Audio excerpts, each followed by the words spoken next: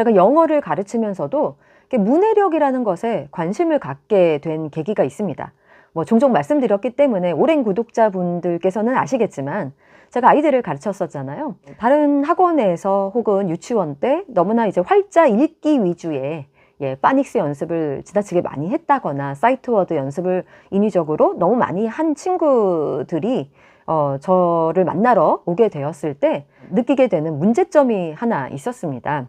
아이들이 처음에 저에게 영어를 배우러 오고 싶으면 일단 영어책을 주고 어느 정도 읽는지 한번 테스트를 하는 그런 시간을 가지곤 했었습니다. 그런데 이렇게 미리 활자 읽기 연습에 너무나도 많이 이제 몰두를 하다가 온 친구들일수록 겉으로는 굉장히 잘 읽어요. 예, 그런데 이제 그 낭독을 잘 하기는 하지만 예를 들면 이제 연음이라든지 뭔가 이렇게 그 원어민이 하는 것 같은 읽기와는 조금 달라요. 우리나라 말로 하자면 아버지가 방에 들어가셨습니다. 뭐 이 정도겠죠. 아버지 가방에 들어가셨습니다. 뭐 이것까지는 아니더라도 뭔가 이렇게 들었을 때 부드럽지는 않은, 편하게 들리지는 않은 그런 읽기이기는 하지만 법칙을 먼저 배웠기 때문에 좀 자연스럽게 읽기는 하는 그런 친구들이 굉장히 많이 있었던 거죠. 그런데 이 아이들이 이제 영어책을 잘 읽는다는 마음에 굉장히 이제 효능감을 느껴요. 내가 잘 읽잖아요. 내가 생각해도 막힘없이 뭐 파이트 워드 연습도 됐겠다, 파닉스도 어느 정도 됐겠다 해서 이제 읽기 레벨이 좀 낮은 책들을 아이들한테 주면 줄줄 잘 읽기는 합니다. 근데 내용이 조금 더 들어가 있는 3줄, 4줄짜리 이제 책을 이렇게 건네주면 그것도 역시 줄줄 읽어요. 근데 문제는 뭐냐면 아이들이 그 내용에 대해서 잘 이해하지를 않고 읽는다는 사실이었습니다. 이게 무슨 말이냐. 겉으로는 이제 낭독을 줄줄줄줄 잘 할지는 모르지만 내용에 대한 이해력이 조금 이게 조금 생각 없이 읽는 듯한 그런 모습을 보이는 아이들이 많았어요. 이게 무엇이냐면 아이들에게 이제 책을 읽은 다음에 거기에 나와 있는 내용을 제가 이제 우리말로 물어보죠. 영어로는 잘 읽으니까. 아이들이 내용을 잘 이해하고 있는지 당연히 이제 제가 확인은 해볼 필요가 있잖아요.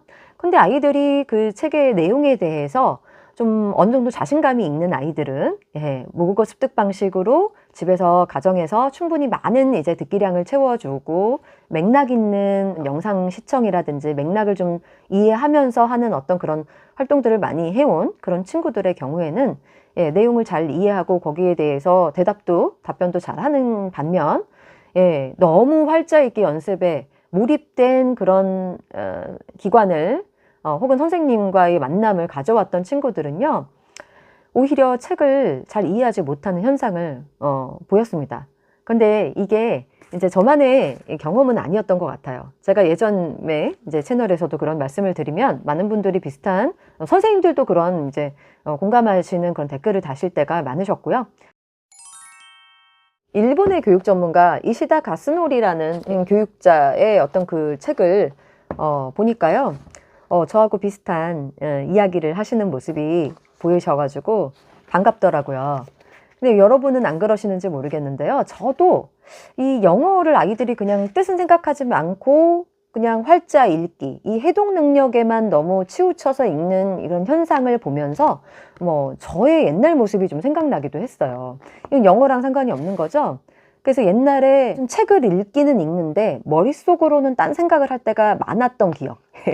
제가 약간 좀 발산형이기 때문에 저도 이렇게 딱 수렴해서 막 집중해서 읽는 것을 조금 힘들어하던 시절이 있었어요. 그래서 머릿속으로 자꾸 막 딴 생각 나고 집중이 안 되니까 그런 경험들을 하면서 내가 지금 뭐 하는 거야? 책을 읽기는 읽었으나 읽지 않은 그런 경험들을 떠올리게 되었습니다. 여러분들은 그런 경험 없으신가요? 분명히 계실 것 같아요. 우리나라 이제 성인들의 문해력도 상당히 많이 떨어진다고 하는데요.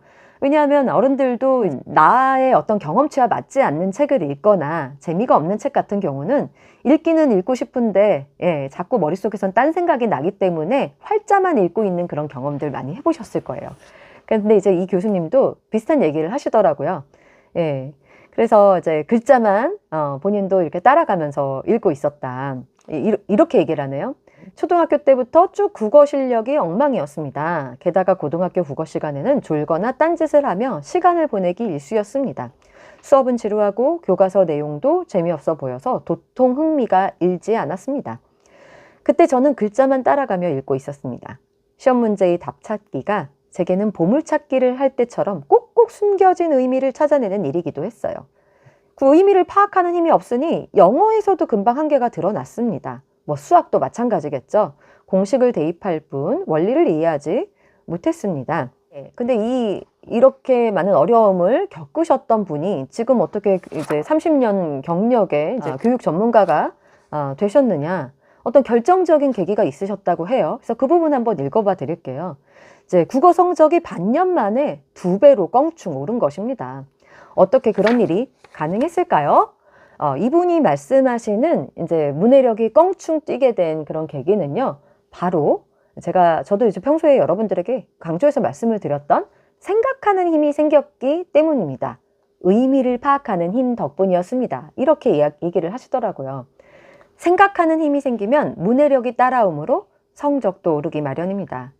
예, 우리나라에서는 쉬운 책을 읽으면 독서로서 문해력을 키워준다고 하지만 이분 같은 경우는요, 먼저 사고력, 생각하는 힘이 먼저다라고 말씀하시는 부분이 제가 평소에 여러분들한테 굉장히 강조했던 그런 내용하고 맞닿아 있는 것 같아서 좀 반가워서 여러분들에게 좀 소개를 해드리고 싶었어요. 누구든 터득할 수 있는 능력이긴 하나 생각하기를 아무도 알려주지 않는다면 공부 못하는 아이는 언제까지나 그 상태로 남게 됩니다. 최근 교육계에서 문해력이 떨어지는 아이들에 대한 이야기가 자주 화제로 떠오르고 있습니다. 실제로 의미를 파악하는 아이보다 그렇지 않은 아이의 수가 압도적으로 많습니다. 이제 일본도 역시 이 문해력 문제가 심각한 것 같아요. 근데 제가 생각하기에는 일본뿐만 아니라 전 세계적인 현상인 것 같습니다. 제가 이제 한 2, 3년 전에 코로나 이전에 이제 어떤 프랑스 부부 만난 이야기를 오래전에 여러분들한테도 한번 해드렸었는데요. 아이들이 전 세계적으로 이제 SNS나 이제 게임 이런 산업이 발달하다 보니까 책 안 읽고 이제 컴퓨터 앞에 앉아 있는 시간이 굉장히 길어지다 보니까 나타나는 공통적인 현상이죠. 그래서 저는 이제 게임하는 아이들을 좀 게임에서 좀 벗어나게 하기 위해서는요. 일단 딱 앉혀놓고선 책을 바로 읽어주는 것도 약간 조금 아이들이 적응하기 좀 어려운 측면이 있어요. 그 중간을 이제 메꿔주는 것이 저는 대화를 통한 사고력이라고 이제 생각을 하거든요. 아이들이 자기가 보는 영상이나 어떤 게임이나 이제 수동적으로 앉아서 뭐 하는 모든 활동들이 여기에 해당하는데요.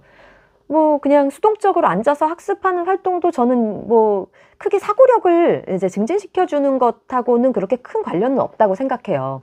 근데 이제 이 교수님이 하시는 말씀 중에 이제 굉장히 동의가 되는 그런 원인 중에 또 하나 좀 소개를 해드리자면, 근데 SNS가 굉장히 만연한 이제 사회이기는 하지만 SNS에 올라온 글이나 인터넷 동영상을 볼 때는 이런 생각을 하지 않게 됩니다.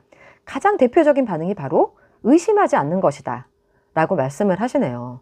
그래서 인터넷에 올라오는 글들, 이제 다양한 이제 가짜 뉴스들도 있을 수 있잖아요.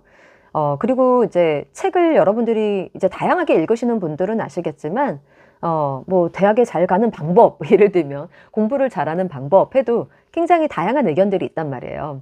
근데 어떤 글을 읽든지 거기에 대해서 여러분들이 보시는 제 영상에도 마찬가지로 적용을 하셔야 될 부분인데요. 이제 의심을 갖고 한번 여러분들의 어떤 생각을 키우는 일들은 되게 필요하다고 봐요. 예, 이거는 이제 아이들 이전에 부모님이 먼저 훈련을 하셔야 될 부분이라고 저는 생각을 합니다. 그래야지만 아이들한테도 그런 태도를 이제 가르칠 수 있기 때문인데요. 왜 이렇게 우리 주변에 있는 어떤 메시지들에 대해서 의문을 갖지 않고 이제 접하게 되느냐, 거기에 대한 원인으로 이렇게 얘기를 하시네요.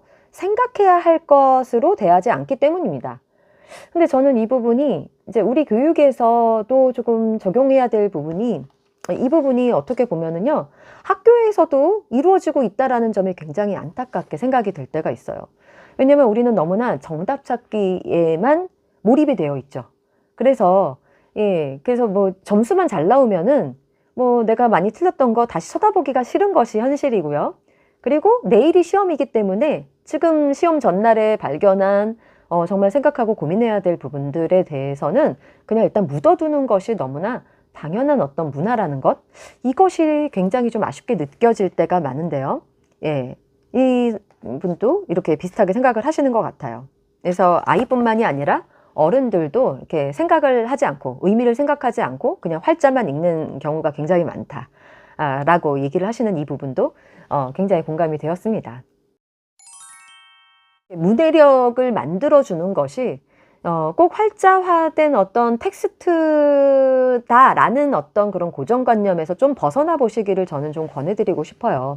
그래서 부모님들이 아이들을 어떻게 자극할 수 있는지, 어떻게 생각을 유도해낼 수 있는지, 예, 그런 연구를 조금 하실 필요가 있으시고, 너무 순종적인 어떤 그런 태도에 좀 딴지를 걸어보시는 거를 조금 저는 추천을 드려보고 싶습니다.